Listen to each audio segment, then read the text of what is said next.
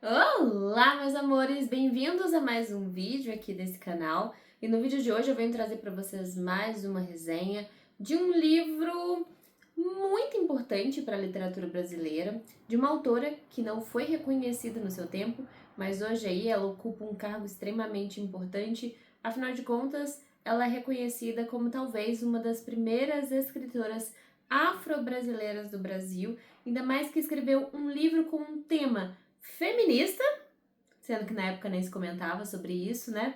E também um livro com bastante crítica à sociedade escravocrata. Então pega a vinheta e vamos lá!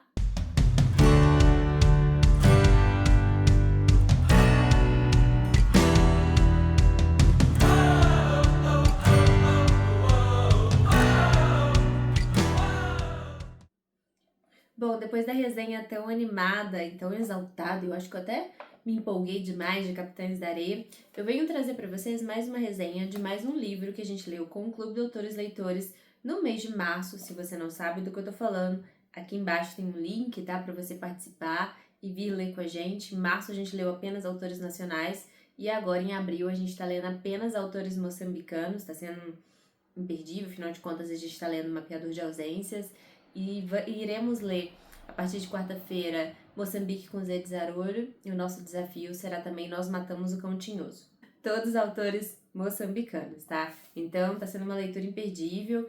Tô estudando bastante da história de Moçambique, da história da independência de Moçambique. Convido vocês a lerem com a gente, tá? Agora vamos voltar aqui para nossa resenha, que o caso eu quero falar de Úrsula e também falar dessa autora incrível que é a Maria Firmina dos Reis, tá? Esse romance foi publicado em 1859 e é considerado o primeiro romance abolicionista escrito no Brasil de autoria feminina. A gente tem uma grande obra de arte aqui nas nossas mãos, uma grande obra de arte no sentido de crítica social da época e também de peso literário. Afinal de contas, a gente tá falando de Maria Firmina dos Reis, né? E ela vai trazer aqui uma perspectiva única, uma abordagem extremamente inesperada para a época sobre gênero, raça e principalmente classes sociais. O século XIX, no mundo inteiro, foi reconhecido por um período de intensas mudanças sociais, políticas e culturais.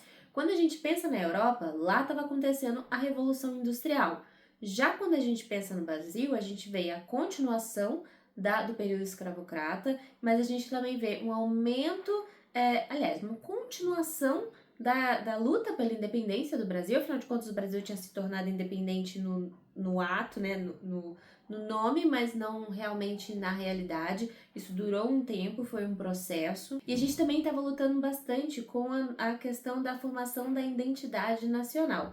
Tanto que a maioria dos livros da época são recheados desse louvor à natureza brasileira, do louvor à cultura brasileira, de regionalismos, de nacionalismos, e a gente não vai encontrar muito bem isso aqui nesse romance, tá? E é nesse cenário onde a gente estava buscando se reafirmar como país e como identidade que surgiu o romantismo, trazendo, né, todas essas características de nacionalismo, de identidade cultural, mas também trouxe aquela ideia do bom selvagem, que só serviu para perpetuar claramente, né, a divisão de classes e a opressão aí sobre o povo brasileiro. E eis que surge Maria Firmina dos Reis, que vai escrever esse livro no período, como eu já comentei com vocês, de intensa efervescência cultural, efervescência econômica, efervescência social, e ela traz esse livro quebrando todos os padrões esperados para a época. Ela vai entregar pra gente aqui um novo olhar sobre a realidade brasileira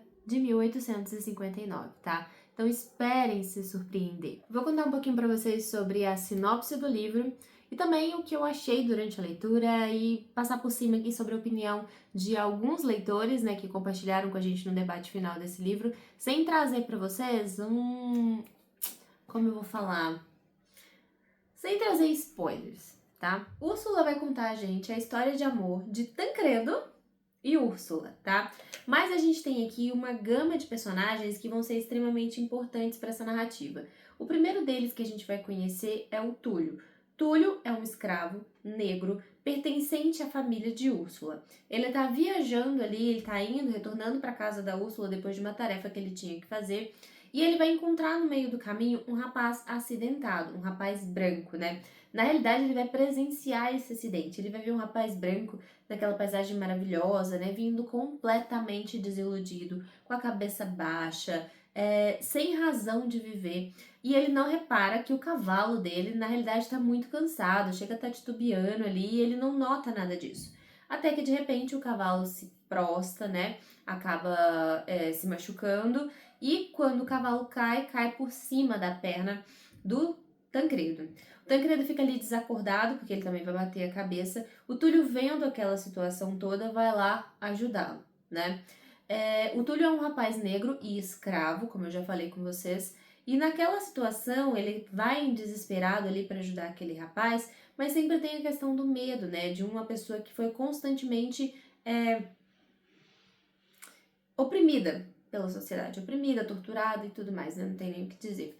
E aí, quando o Tancredo acorda, né, ele vai ficar ali tentando acordar o Tancredo para poder ajudá-lo, o Tancredo vai agir com o Túlio de uma forma extremamente humana. Ele vai olhar para o Túlio como pessoa, vai ficar extremamente grato por tudo que ele fez, vai querer saber do Túlio, vai querer devolver para o Túlio algo por essa ajuda inesperada, né? O Túlio vai simplesmente pedir que o Tancredo, como forma de agradecê-lo, continue tratando qualquer pessoa que atravesse o seu caminho da mesma forma que o tratou, como um ser humano. Afinal de contas, o Túlio estava acostumado a ser tratado como lixo, né? Não como ser humano, como um objeto, uma coisa. E quando o Tancredo olha para ele ali como um ser humano, trata ele como um ser humano, ele se sente tão grato e pela primeira vez ele sente alguém o viu de verdade, que a única coisa que ele pede para que Tancredo faça é que continue tratando as pessoas dessa forma. O Túlio, então, vendo que o Tancredo não vai conseguir andar por muito tempo, vai levar ele para casa das suas senhoras, que moram ali próximo, tá? E aí a gente vai conhecer mais duas personagens, que são a Úrsula e a Luísa B. A Úrsula e a Luísa B são mãe e filha, que moram meio que isoladas nessa casa ali no meio do mato, né? E nessa casa, na realidade, é boa, porém uma casa simples, e elas têm apenas com eles ali dois escravos, que é o Túlio e a Susana. A gente vai conhecer um pouco dessas duas mulheres e vão entender, né, que elas vêm de uma história muito sofrida. Afinal de contas, o grande patriarca dessa casa foi assassinado. O irmão da Luísa B, que deveria ajudá-la, a abandonou e a deserdou há bastante tempo, e elas estão ali se virando com poucos recursos com a ajuda desses dois escravos que foram os únicos que lhe restaram. Esses dois escravos são extremamente bem tratados na casa da Úrsula e da senhora Luísa B, porém continuam sendo escravos, né? Sem sofrimentos, sem sem nenhum tipo de maus tratos, porém ainda escravos, sem saber o que é a liberdade, né? E é a partir daí que a história vai transcorrer, porque afinal de contas, quando o Túlio leva Tancredo para casa dessas senhoras, é aí que o Tancredo vai conhecer Úrsula, a história vai se desenrolar, os dois vão se apaixonar, a gente vai conhecer um pouco do passado do Tancredo, né, de uma outra paixão que ele teve pela Adelaide, e a partir daí a gente também vai conhecer o passado da Úrsula, esse irmão da Luísa B, o que aconteceu com o pai da Úrsula, muitos acontecimentos. Muitos acontecimentos vão acontecer, ótimo, né? Muitas coisas vão acontecer nesse livro, apesar de ser um livro extremamente curtinho, tá? Mas isso que eu falei pra vocês é a história principal, mas é apenas o pano de fundo dessa narrativa, gente. Porque a história real, que faz a gente se prender em tudo isso, é o espaço que a Maria Firmina dos Reis dá para esses dois personagens negros nessa narrativa, o Túlio e a Susana. Eles falam do passado deles, a gente ouve a voz desses escravos, a gente entende tudo que eles passaram, eles têm voz nessa narrativa, eles são pessoas, eles têm passado, eles têm presente, apesar de não terem futuro, né? A gente vai conseguir compreender a dimensão do sofrimento deles. A gente vai entender, por exemplo, no caso da Susana, que é uma escrava que trabalha ali na casa da Luísa B na cozinha, ela é responsável como se fosse uma espécie de governanta, resolve tudo dali, né? O que era a vida da Susana, ela foi tirada lá da África, da família dela, sem nenhum tipo de explicação, jogada para a escravidão. A gente vai ter uma alusão a um conceito de liberdade nesse livro aqui, extremamente significativo. É um livro que de início não prende, isso aconteceu com quase todo mundo do grupo, tá? Na hora que a gente começa a ler esse livro aqui, parece que vai ser tipo um novelão mexicano, tá? É tudo porque a Maria Firmina dos Reis, ela vai escrever personagens que são lineares, tá? Não espere grandes aprofundamentos de personalidade, de psicologia desses personagens aqui, porque eles são lineares.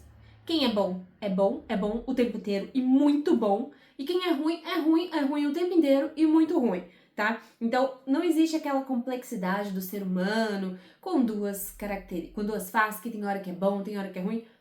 Não existe muito da realidade aqui, né? Afinal, a gente tá falando de um livro ultra romântico. Por isso essa questão de lembrar um pouco da novela mexicana. É muito ultra romântico, tudo muito exagerado, tudo muito intenso, tudo muito rápido que acontece aqui, tá?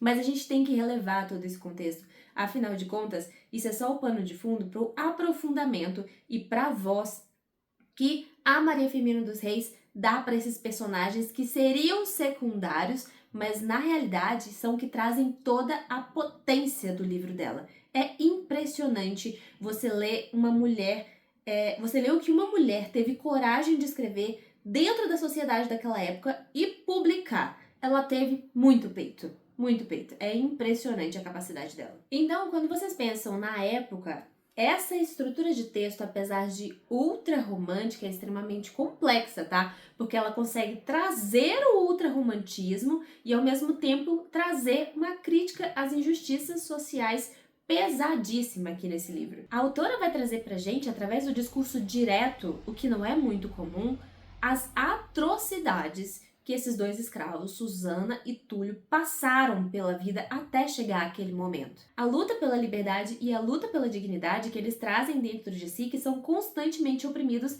pela sociedade que eles estão inseridos. E além da escravidão, gente, essa obra vai desafiar as convenções literárias da época. Afinal de contas, ela vai trazer a mulher aqui como um ser pensante, um sujeito ativo, capaz de questionar a sua condição social e de buscar a sua própria emancipação. Sério. É um xodózinho. É uma leitura rápida. A gente não consegue parar. A gente, ao mesmo tempo que quer saber o que vai acontecer com a história da Úrsula, o que vai acontecer com a Úrsula e com o Tancredo, a gente também quer saber mais sobre o Túlio, mais sobre a Susana. E até a metade do livro, gente, realmente, é algo muito romântico, muito lindo, muito puro. Mas da metade do livro pro final fica meio estilo novela mexicana mesmo, meio eletrizante, sabe? Acontecem várias coisas muito rápido, a gente fica querendo saber o que vai acontecer, a gente fica agarrado a esses personagens, a gente sofre com esses personagens, e sim, o livro me arrancou lágrimas, mesmo sendo um livro ultra romântico, que não é minha característica de ler, sabe? Não é o meu estilo de leitura. Eu não sou uma pessoa que lê livros ultra românticos, ainda mais pra chorar com livros assim. Cara, eu chorei, eu fiquei indignada, eu passei raiva, mas é um livro que me trouxe sentimentos extremamente conflitantes e reflexões extremamente importantes. A publicação de Úrsula, ela representa um marco para a literatura brasileira. Não tô falando apenas desse conceito estético e literário, tá? Mas realmente pelo compromisso que a autora tinha de trazer a justiça social, de escancarar o que estava acontecendo para todo mundo. Aqui ela dá voz às minorias, ela critica abertamente a escravidão. Ela vai trazer pra gente uma compreensão mais ampla das dinâmicas sociais que existiam na época dela. Ela vai inspirar futuras gerações e ela inclusive vai questionar estruturas de poder. Esse livro realmente é uma obra pioneira, né?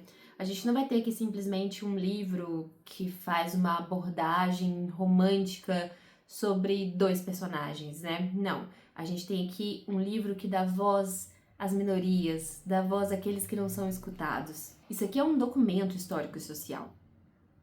É isso. E tudo isso, gente, com uma visão crítica e uma visão humanista que permanece bastante relevante até nos dias atuais, tá? Então, o que eu posso falar pra vocês é: leiam Úrsula de Maria Firmina dos Reis, não se enganem com as primeiras páginas, tá? Não se enganem com esse romance que acontece à primeira vista, loucamente, de forma avassaladora.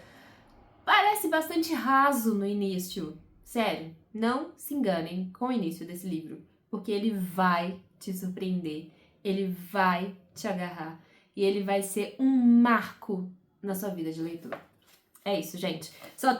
Os últimos vezes que eu tô trazendo só coisa emocionante, tá? Então não deixem de ler Úrsula de Farei Firmino dos Reis. É isso, gente. Vejo vocês no nosso próximo vídeo. Até a próxima. Tchau!